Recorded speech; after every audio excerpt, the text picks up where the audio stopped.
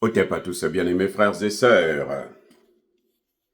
Quelle est la stratégie que Tshisekedi a utilisée pour reprendre le contrôle de la région des Grands Lacs? Les amis, en fait, quand on regarde très bien, Tshisekedi nous a tous baisé la gueule.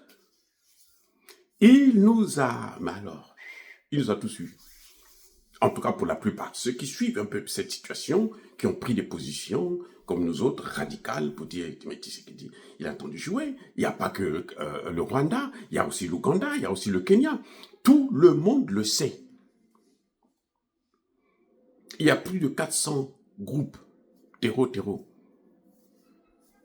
Non, plus de 100, pardonnez-moi. Plus de 100 groupes terreau, différents groupes là, en RDC. Ils ne viennent pas tous du Rwanda, non. Il y en a qui viennent de l'Ouganda, il y en a qui viennent du Kenya, il y en a qui viennent du Soudan, ainsi de suite. Ils sont tellement nombreux qu'on ne peut pas les compter. Mais donc, quand Tshisekedi arrive, il a un choix entre les mettre tous ensemble et puis les affronter. Avec un risque évident, c'est que les terreau, maintenant on le voit dans le Sahel, ils s'entendent, ils se réunissent, ils se regroupent, ils forment un seul homme et ils attaquent. Donc là, Tshisekedi aurait face à lui tous ces groupes terreau. Donc il aurait face à lui l'Ouganda, le Kenya, le Rwanda, le Soudan, ainsi de suite. Ce qui revient à dire que ce serait difficile pour lui de s'en sortir. S'il affronte seul contre tous, eh bien tous, ils vont avoir. Donc là, qu'est-ce que Tshisekedi fait? Tshisekedi choisit le maillon faible. Si vous voulez, la tête du prou. Tshisekedi applique un principe que je vous ai déjà parlé, je vous parle de ça tout le temps, qu'un train fou, pour l'arrêter, il faut couper la tête. Pour arrêter un train fou, là, il faut enlever la tête. Pas le tronc, pas la queue, c'est la tête. Vous voyez, même quand on veut tuer un serpent, en général, on tape la tête. Et c'est ce que Tshisekedi a utilisé. C'est-à-dire que je choisis la tête et je me focalise sur la tête. Même si les autres, pendant que les autres sont en train de taper, à gauche, à droite, le Kenya tape.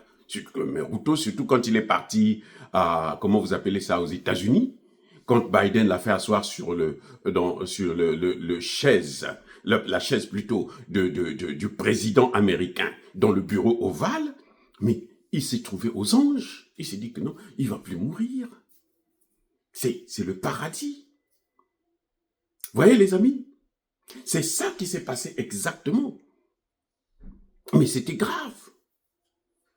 C'était très grave. Et il devenait arrogant, il devenait gonflé et tout. Vous savez qu'il a envoyé des soldats en Haïti, non? Vous entendez encore parler de la situation? Vous entendez encore parler d'Haïti? La situation s'est aggravée. La situation est devenue de plus en plus horrible.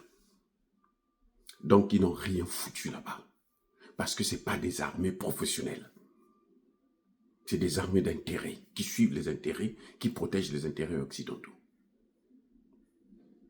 Bref, Tshisekedi arrive, il dit, moi je m'attaque donc à celui-là. Tout le monde a dit, mais pourquoi lui il ne parle pas de l'Ouganda, il ne parle pas du Kenya, et quand il parle, il dénonce que Kagame.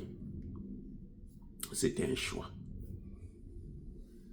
Et il y a un principe que je dois vous apprendre maintenant, que vous devriez savoir. Ce n'est pas tout ce qu'on fait qu'on doit dire aux gens. C'est une tradition africaine. Ce n'est pas tout ce que l'on fait qu'on doit dire aux gens. Tu veux aller à tel endroit, tu n'es pas obligé de clamer ça sur tous les toits. Parce que tes ennemis, si ça tombe sur leurs oreilles, tu sais ce qu'ils vont faire? Ils vont mettre des barricades sur ton chemin. Si Tshisekedi avait dit, moi je m'attaque seulement à Kagame pour que je puisse enlever la tête et puis les autres là, je veux les neutraliser à la fin, ben, ils allaient tous se mettre ensemble et se dire que bon, comme c'est ça qu'il est en train de vouloir faire, on change par exemple de tête. Donc, la tête du train ne part plus du Rwanda, mais ça part par exemple de l'Ouganda. Vous allez faire quoi? Vous allez changer maintenant? Donc, Tshisekedi n'a pas dit. On l'a critiqué pour ça. On a dit non, mais tu ne peux pas parler seulement d'un seul pays alors qu'il y a plusieurs pays. Mais en fait, c'était une stratégie. C'était une stratégie. Dès qu'il a coupé la tête, on a vu que les autres sont tombés. L'Ouganda a commencé à retirer ses troupes avant même que Boulos n'arrive en Ouganda.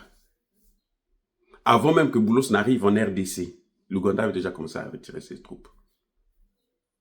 Ce sont les effets de la façon dont on a écrasé Kagame. Kagame, à Doha, il demande, écoutez, la demande principale de Kagame, c'est que Tshisekedi arrête de parler de son nom.